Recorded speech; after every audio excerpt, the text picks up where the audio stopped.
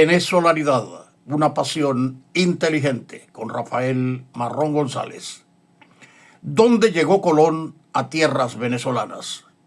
Según los estudios y análisis que hiciera la Academia de la Historia, el almirante ancló las barcas en un lugar que probablemente pudo haber sido la ensenada de Yaqua, al oeste de donde se encuentra actualmente la localidad de Puerto Macuro, capital del municipio foráneo Cristóbal Colón, en la costa septentrional occidental del Golfo de Paria, estado Sucre. Colón no desembarcó. Alegó estar muy enfermo de los ojos. Sin embargo, envió a Juan de Terreros, Andrés del Corral, Hernando Pacheco y Juan Quintero a buscar agua.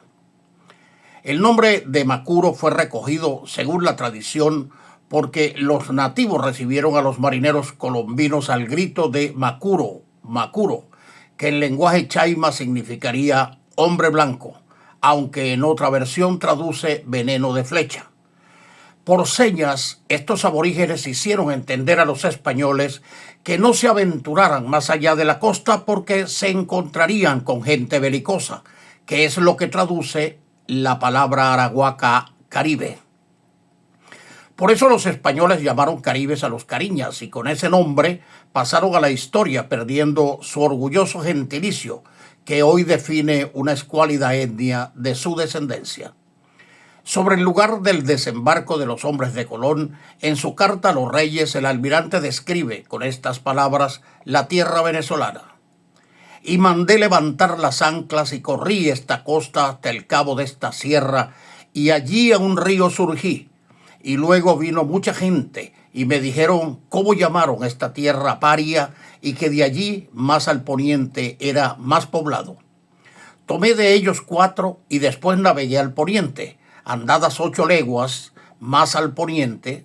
Después de una punta que yo llamé de la aguja, hallé unas tierras las más hermosas del mundo y muy pobladas.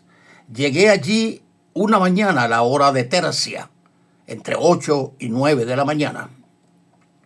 Estas 8 leguas nos sitúan a Colón con su flotilla frente a las costas de Irapa, con bastante aproximación, ya que tal es la distancia que la separa de la ensenada de Caburanta, donde había anclado el día anterior, en cuya proximidad se encuentra Güiria. Concuerda perfectamente esta posición con la que señala Hernando Colón, quien al omitir la parada anterior sitúa a su padre allí, al decirnos que siguió la costa arriba otras 15 leguas a partir de su primera etapa, al cabo de las cuales fondeó. Colón se extasió ante la visión de la tierra más hermosa del mundo y escribe: y por ver esta verdura y esta hermosura acordé anclar y ver esta gente, de los cuales luego vinieron en canoas a la nave a rogarme de parte de su rey que descendiera en tierra. Y cuando vieron que no les hice caso, vinieron a la nave infinitísimos en canoas, y muchos traían piezas de oro al cuello y algunos atadas a los brazos algunas perlas. Creo que allí es el paraíso terrenal, donde no puede llegar nadie salvo por voluntad divina, y creo que esta tierra que ahora mandaron descubrir vuestras altezas sea grandísima y haya otras muchas en el sur del que jamás hubo noticia. Colón hace en esta relación la primera descripción de los pobladores del Nuevo Mundo. Esta gente es mucha y de muy buen parecer, del mismo color que los otros de antes y muy tratables, y gente muy astuta y de mayor ingenio, altos de cuerpo y de muy lindos gestos, los cabellos muy largos y lisos cortados a la manera de Castilla.